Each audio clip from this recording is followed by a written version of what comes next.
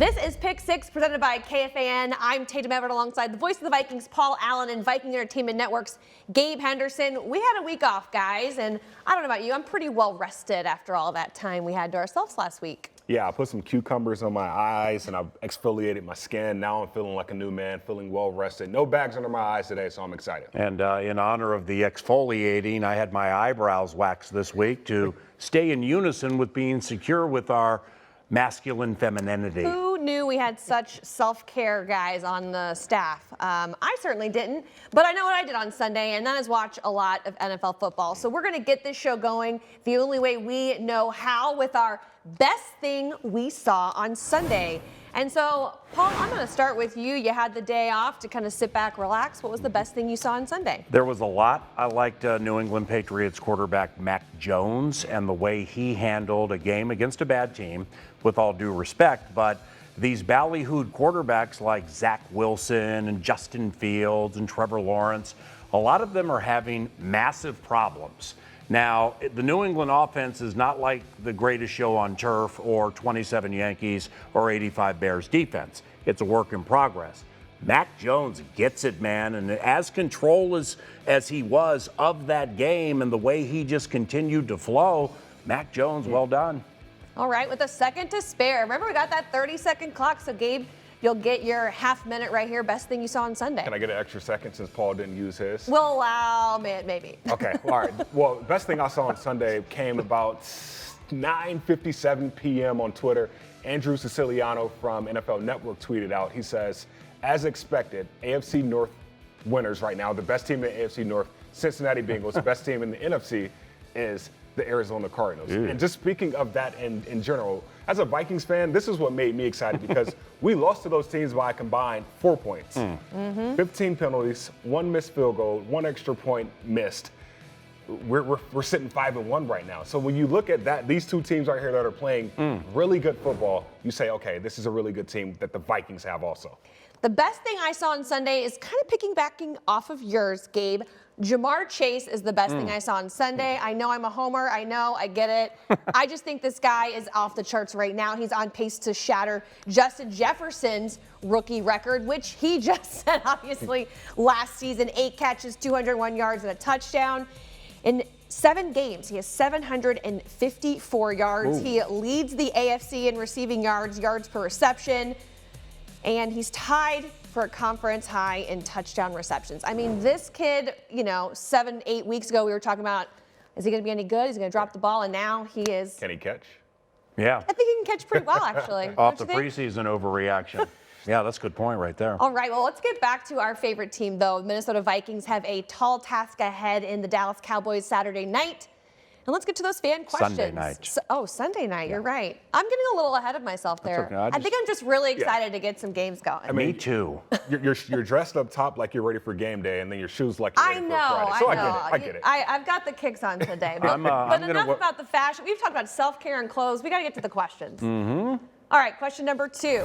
We've got Chad Tweet, who asks, do you think, Paul, we'll let you go with this one, do you think Patrick Jones will see any reps on defense now or just take over in Stephen Weatherly's spot? Excellent question. Weatherly traded, and now so you have Everson and DJ Wanham and Danielle Hunter set to head into this Cowboys game. So there is an open spot for an extra defensive end. What Tatum said about the special teams piece, I think is very important. Also, position flexibility, who can play outside and who can play inside.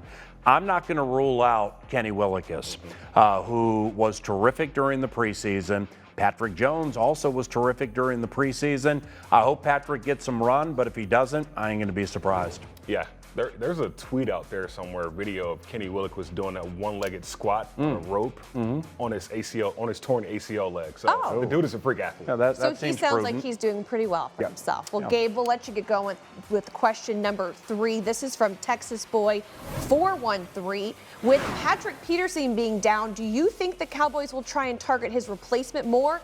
And who do you think can step in and fill that role for us? Well, if I'm the 5th best passing offense in the NFL and I'm not facing a Hall of Fame cornerback, I will target a Cameron Dantzler or a Chris Boyd. And I think those will be 2 guys that will have to step up. Chris Boyd, Cam Dantzler, who we see on film right here, He said last year, week 7 is when he started to feel comfortable as a rookie. It's week 7 in his second year in the NFL.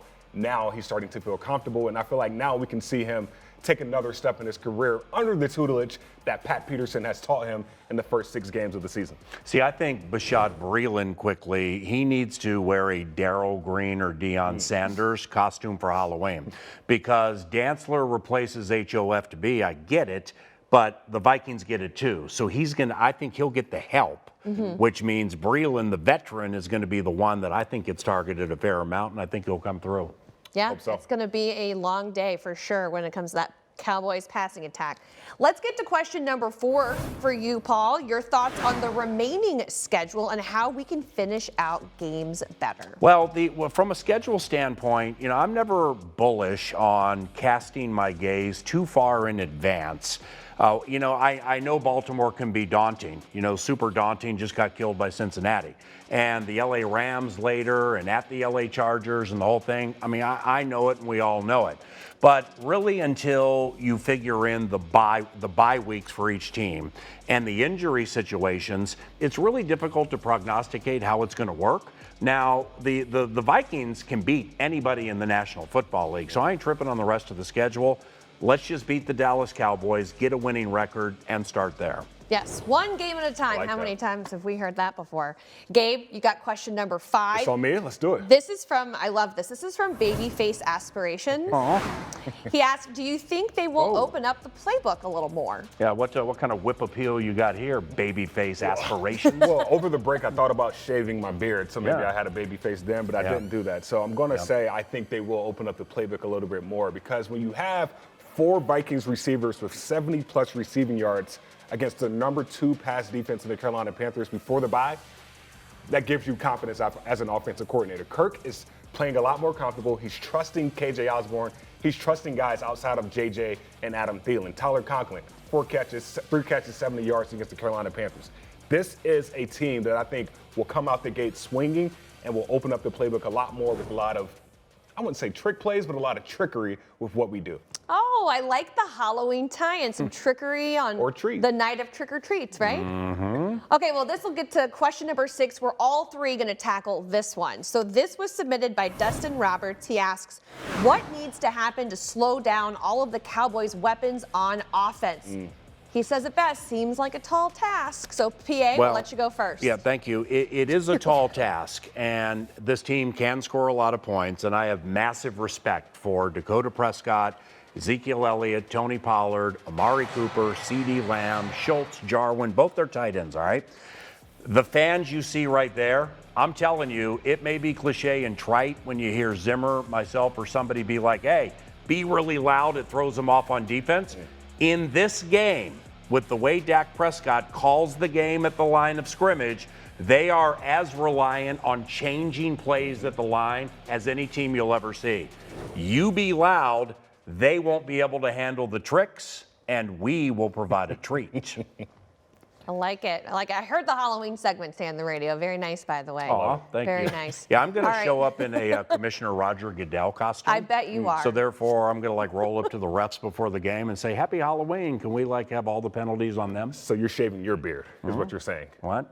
Roger Goodell, baby face. I can't hear you. I'm old. Okay. I'm shaving no beard. All right, Gabe, you got 30 seconds. What needs to happen to slow down all of the Cowboys' weapons on offense? Well, I think the guy who tweeted this, his handle was at Dustin5522. The Dallas correct. Cowboys, they're the number 1 first down efficiency team, which means they gain 4+ yards on first down. So they get 5.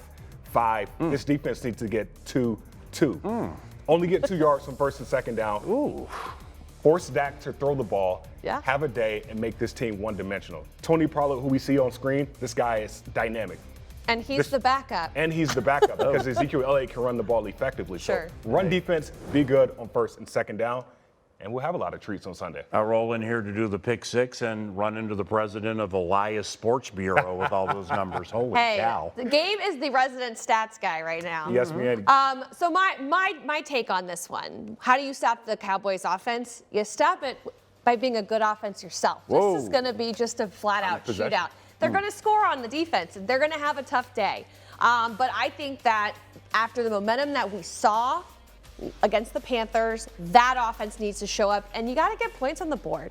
The Cowboys are the top scoring offense in the league. We're 6th. So it's definitely there. The possibility is there, but to me, the best defense is a good offense that can stay on the field. Offense wins games, defense wins championships. Outscore them. Outscore And then them. play good defense. Yes.